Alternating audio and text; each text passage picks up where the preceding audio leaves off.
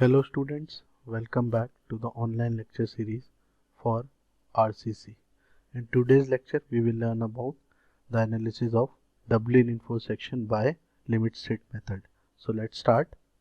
So as you all know that the Dublin-Info section is the section in which the main steel is provided in the compression zone also, because the bending moment value becomes greater than the moment of resistance provided by the singly reinforced section. So generally doubly reinforced section is the section in which the main steel is provided in tension whose area is AST, and in compression also whose area is ASC, and it is called as DRS, which means doubly reinforced section. It is also provided when bending moment maximum value becomes greater than moment of resistance value. Here in limit state we put the value of bending moment as BMU, where BMU stand for bending moment ultimate, and MU limited, which means ultimate moment of resistance.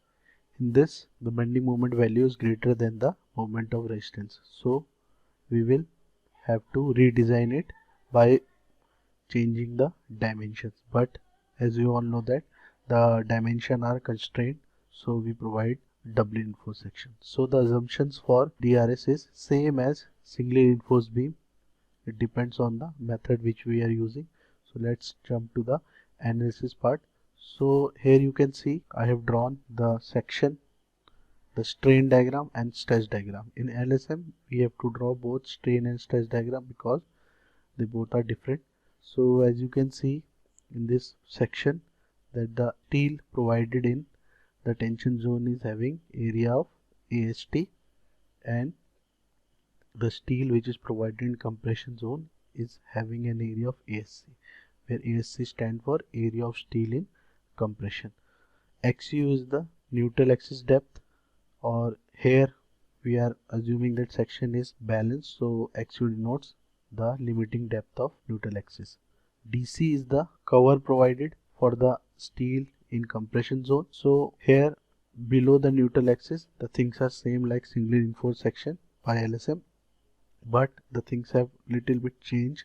In the compression zone there is an addition of steel whose area is ASC, so this steel will provide a strain value whose value is ESC. We will denote the strain value of this particular steel as ESC, and it will have an stress value of FSC. Other things are same like singly reinforced section. Here there is no strain and no stress.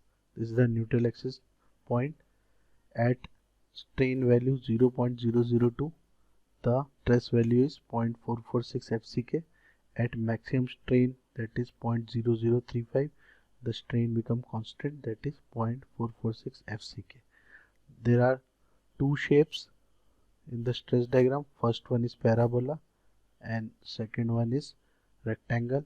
The depth of rectangular section from top fiber is 3/7 XU, which is also written as 0.42 XU, and the remaining depth, which is for parabolic section, is 4/7. So the analysis part start with the limiting depth of neutral axis, which is written by XU limited. This is the depth which is for the balance section. So this formula 700 upon 1100 plus 0.87 Fy whole multiplied by D we have already calculated in the previous lecture. So as you all know that XU limited by D is directly taken from IS code as per the grades of steel. For Fe250 we know that it is 0.53 D, Fe415 it is 0.48 D, Fe500 it is 0.46 D. So it is same as singly reinforced section. The change which will occur in DRS is only for the depth of actual neutral axis. So how we calculate the total depth of neutral axis or actual depth of neutral axis? It is calculated by equating forces on both sides of neutral axis, that is compression force and tension force. So here the tension force is same like singly reinforced beam, 0.87 Fy, which is the stress value into AST, and 0.36 FCKB into XU is the stress value for compression concrete, and this term is new here, FSC into ASC. So here FSC is the stress developed in the steel which is provided in the compression zone, and ASC is the area of that steel.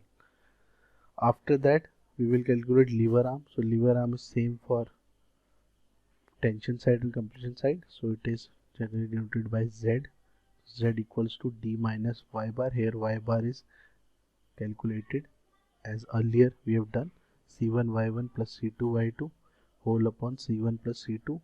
So Y1 becomes 0.42 XU and Y2 is DC. Here the Y2 for the steel will be DC, that is for the compression steel. Now moving to the moment of resistance value. So we can calculate from either side. It depends upon which type of section which we are getting. So from compression side the moment of resistance will be C into LA. Here C is the total force which is acting on the compression zone, that is C1 plus C2. So mu equal to C1 plus C2 D minus Y bar, and from tension side it becomes mu equal to T into LA, and by putting the value of T and LA, that is lever arm, we get mu equal to 0.87 Fi AST into D minus Y bar. Okay, and Y bar we have calculated above. So how will you know the value of FSC here? So FSC value will depend on the grade of steel and the cover provided for the steel which is provided in compression zone.